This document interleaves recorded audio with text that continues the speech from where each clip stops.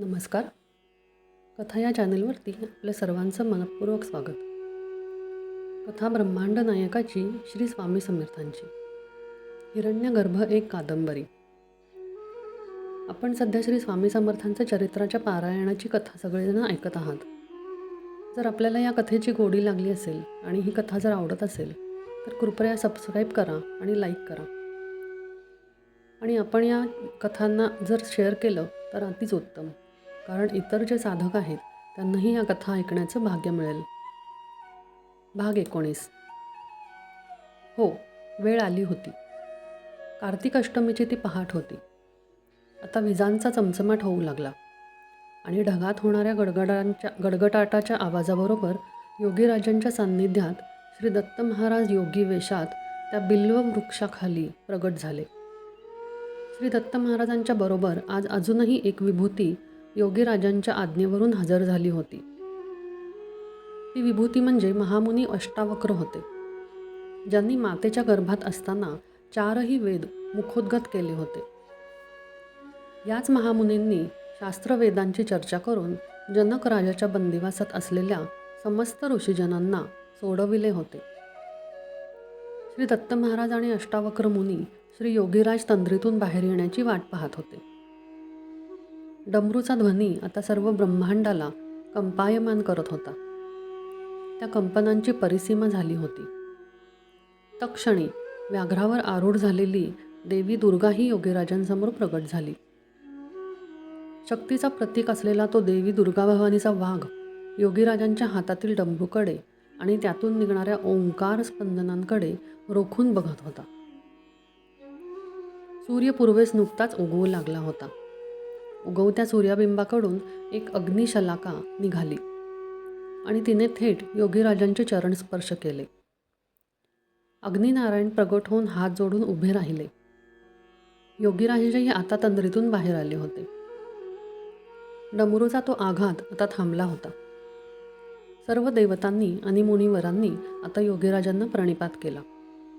योगीराजांनीही त्या प्रणिपात केला. योगीराजांनी सांगितले, आज कार्तिक शुद्ध अष्टमीस एक विशेष महायोगी माझे आज्ञेवरून या भूतलावर अवतारित होणार आहेत. श्री दत्त महाराजांनी प्रसन्नतेने स्मित केले आणि महामुनी अष्टावक्रास विनंती केली की मुनिवरांची या कलियुगातील आपल्या अवताराची आता वेळ आली आहे, तेव्हा आता विलंब करू नये. अष्टावक्र महामुनींनी परमात्मा योगीराजांचे पादाभिवंदन केले आणि तत्क्षणी एक नवजात बालक बनून योगीराजांच्या मांडीवर प्रगट झाले. तो प्रचंड बिल्ववृक्ष सळसळू लागला. हजारो बिल्वदले वाऱ्यावरती गिरक्या घेत घेत योगीराजांवर आणि त्यांच्या मांडीवरील त्या अर्भकावर पावसांच्या सरीसारखी झेपावू लागली, बरसू लागली. श्री दत्त महाराज आणि देवी दुर्गा भवानीने आपले अभयकर आशीर्वादासाठी उंचावले होते. देवी दुर्गा भवानीचे वाहन असलेला वाघही आता डोळे गरगर फिरवून ते अनोखे दृश्य पाहत होता. योगीराज त्या बाळास गोंजारू लागले, जोजावू लागले आणि म्हणू लागले, माझा शंकर बाबा आला, माझा शंकर बाबा आला. योगीराज सांगू लागले, शंकर, तुला बरेच कार्य करावयाचे आहे. कलियुगात वेळ कमी आणि गरज अधिक असल्यामुळे तुला एकाच वेळी सुपड्या बाबा, गौरी शंकर, देविया बाबा, जॉन साहेब, रहीम बाबा, कुंवर स्वामी, सेंट जॉन्सन, पंढरीनाथ, टोंबो, नूर महम्मद खान, लहरी बाबा आणि तुझ्या पुण्यनगरीत शंकर बाबा म्हणून कार्य करायचे आहे. तुझा जन्म जसा विचित्र आहे तसेच तुझ्या सर्व दैवी लीलाही विचित्रच असतील. आज श्री दत्त महाराज स्वतः आणि श्री दुर्गा भवानी तुझे हे अवतरण पाहून तुला आशीर्वाद देण्यास उपस्थित आहेत. 150 वर्षांपेक्षाही जास्ती सगुणात राहून तुला नंतरही माझी धुरा पुढे चालवायची आहे. छोटा शंकर किलकाऱ्या मारून आनंदाने योगीराजांच्या मांडीवर हातपाय झाडत होता.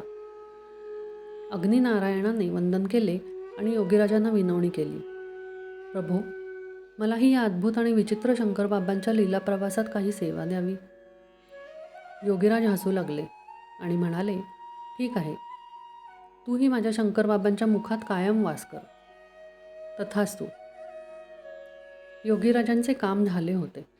बाळ शंकरास खाली पडलेल्या असंख्य बिल्वदलांच्या राशीवर ठेवून योगीराज उठले आणि दुर्गाभवानीस म्हणाले, मी नेमलेल्या चिमणजीने माध्यान्हास येऊन माझ्या शंकरबाबास घेऊन जाईपर्यंत तू त्याचे सांगाती राहावे.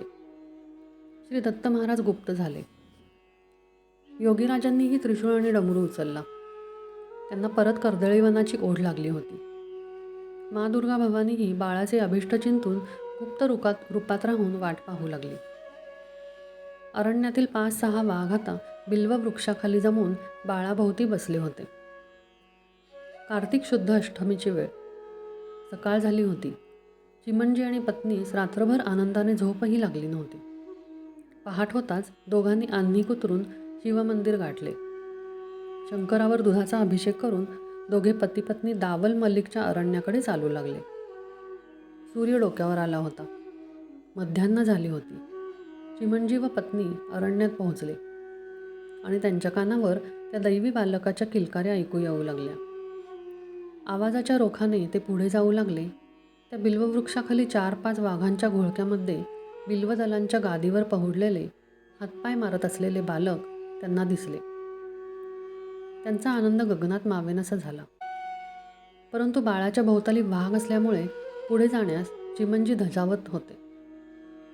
चिमणजीस योगीराजांचे शब्द आठवले आणि तो धैर्याने पुढे झाला. पत्नी तिथेच उभी राहून अनिमिष नेत्रांनी पाहत होती.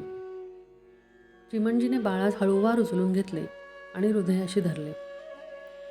सर्व वाघही ते पाहत होते, पण ते जागचे हल्ले नाहीत. चिमणजीने त्या बाळास पत्नीच्या हाती सुपूर्त केले. त्या मातेने त्या बाळास घट्ट हृदयाशी कवटाळून धरले आणि तिला पाना फुटला.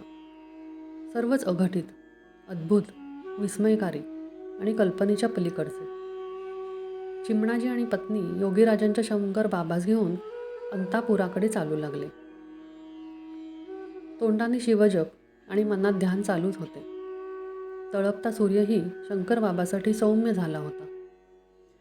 योगीराज कर्दळीवनात पोहोचले होते.